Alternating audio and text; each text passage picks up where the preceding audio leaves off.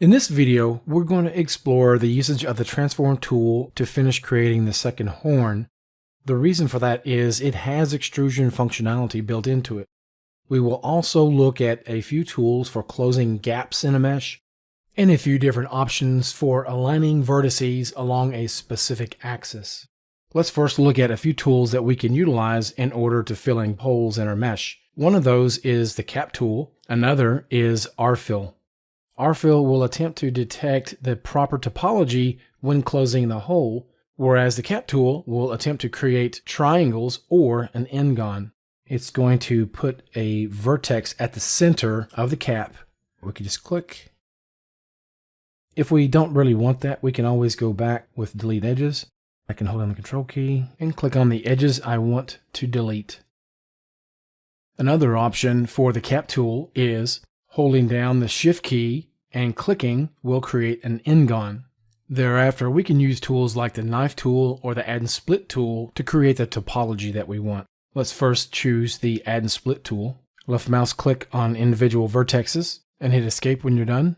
Now the thing about the add and split tool that's different from the knife tool is that with the add and split tool, you need to click on each edge that you cross. So you cannot click the starting vertex and the ending vertex and expect it to cut every edge along the way.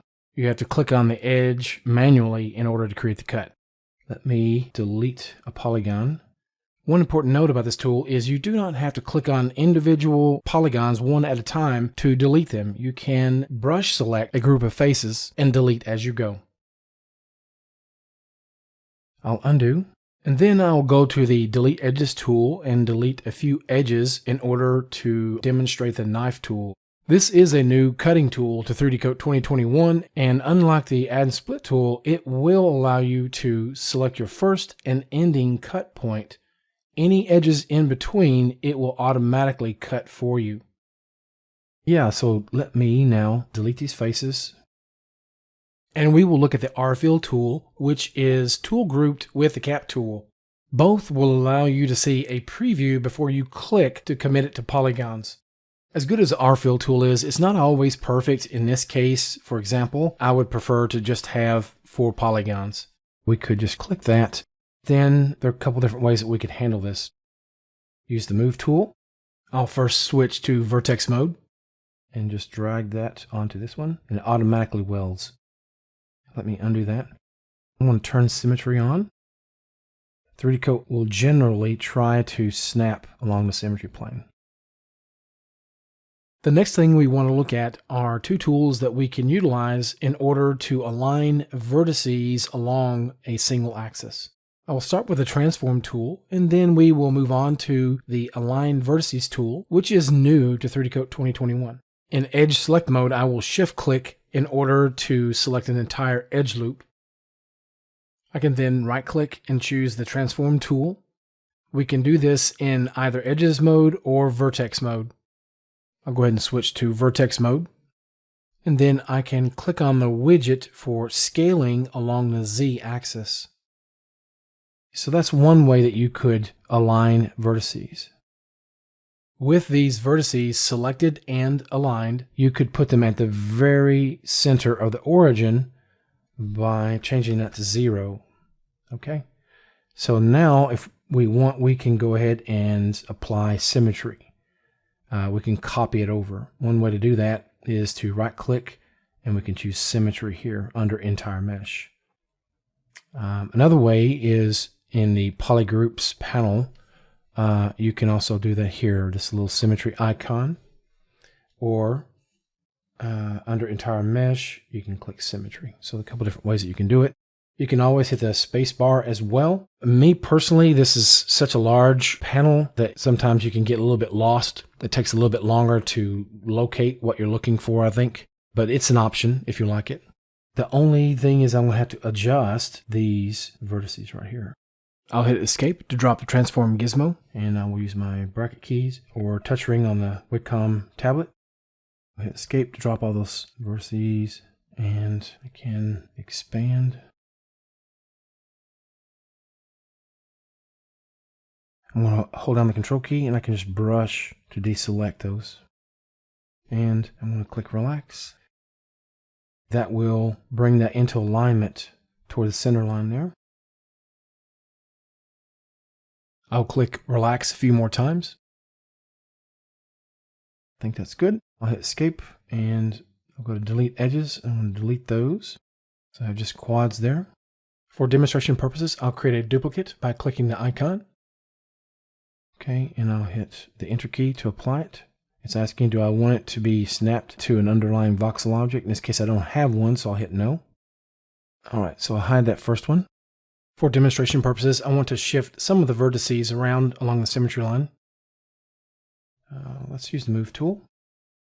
In vertex mode,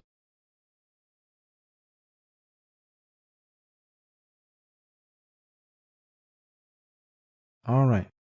So now what we want to do is go back to the select tool, edges mode. Let's hold down the shift key and click.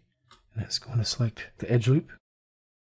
We need to go into vertex mode, right click, and we can choose align vertices. You can also find it in the selected section of the tool panel.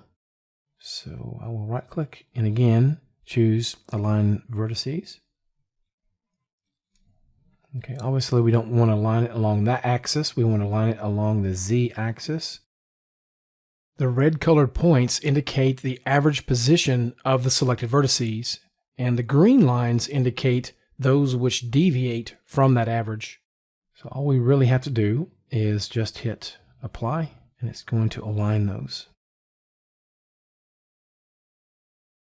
Okay, and if we wanted to put those at the 0 point or the origin of the Z-axis, we can right-click and choose the transform tool.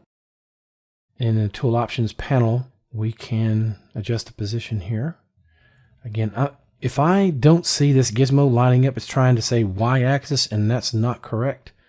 So let's just reset the axis, okay? And then here, I'm going to hit 0. And now we know we are perfectly aligned along the symmetry plane. I can hit escape to drop the tool and escape again to drop the selection. The next thing we want to do is apply symmetry across the symmetry plane, but in order to do that, we have to have symmetry active. So let's hit the S key, or if you remember, we have a hotkey, Alt-S, to toggle symmetry on. So I'll do that, Alt-S. So it's on. Now I can right click and choose symmetry, and it will copy this across the symmetry plane. If you do not see that, you can always change the mirror. So just undo and change the side from which it's copying.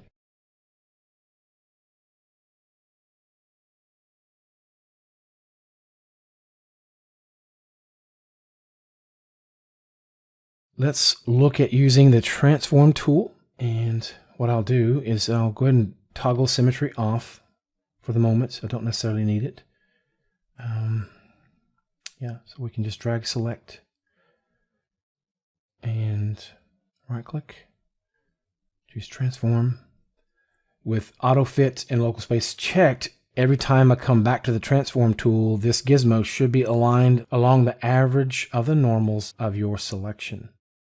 If I simply move along the axis, you can see that's all it's doing. It's not extruding, but in 3D Coat, you hit enter, and that's going to create a new extrusion. You just go ahead and move, rotate, or scale. So I'll hit enter. That's the same as clicking commit extrusion. I'm going to hit Control left arrow to go back to my original camera view that I had saved. When we hover over this cube in the center, we can global scale, move in screen space with a little circle. I'm going to just go ahead and pull it out. Let's hit enter, move it, scale it in. For the sake of time, I'm going to speed up the playback and just add a little bit of commentary as I go. I'm switching to vertex mode, and I will pull that vertex out to create a natural point.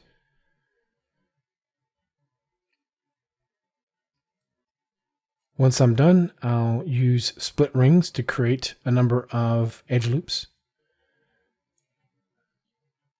When I'm done, I can click and expand the selection and use relax to relax the vertices that I want. Okay, let's stop the video right here, and we will pick up in the next one where we will extrude the legs and create the ears. So stay tuned, and thank you for watching.